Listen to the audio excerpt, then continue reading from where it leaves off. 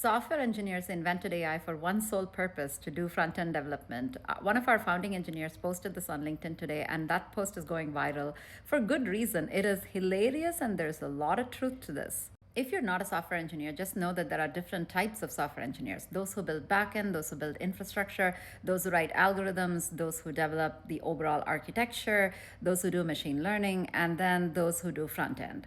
Those who do front end are often working on user experience and user interfaces and how it connects to the overall system. They're closest to design, and oftentimes anything you externally see on an app and are using it is touched by a front end engineer and actually built by a front end engineer partially. There's a lot of back end behind the scenes. But the running joke in engineering is that all the intelligence and the logic really resides on the back end, and so the front end engineers are just fiddling with pixels on a screen. This isn't always true. There is a lot of complexity in the front end, especially if you want to build complex and fluid user interfaces and experiences.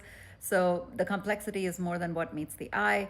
However, a lot of times any engineer worth their salt would want to be a backend engineer. That's the dream. They want to be a backend engineer for a few reasons. Number one, they never have to interact with users. They never have to talk to more people because backend usually sits in their own domain and they don't really interface with a lot of people. They prefer not talking, which goes very well with the engineering personality overall because you're an introvert. That's why you chose to become an engineer.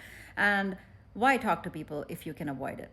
Nevertheless, this tweet and this post overall is very funny because it's very relatable if you're an engineer. None of us really want to be fiddling with pixels. If an AI can actually build responsive design and make it work across different screen sizes, resolutions, devices, etc., we would all love that. But in reality, in fact, if anything, front end is becoming more important than the back end because the AI is getting pretty good at building back end now.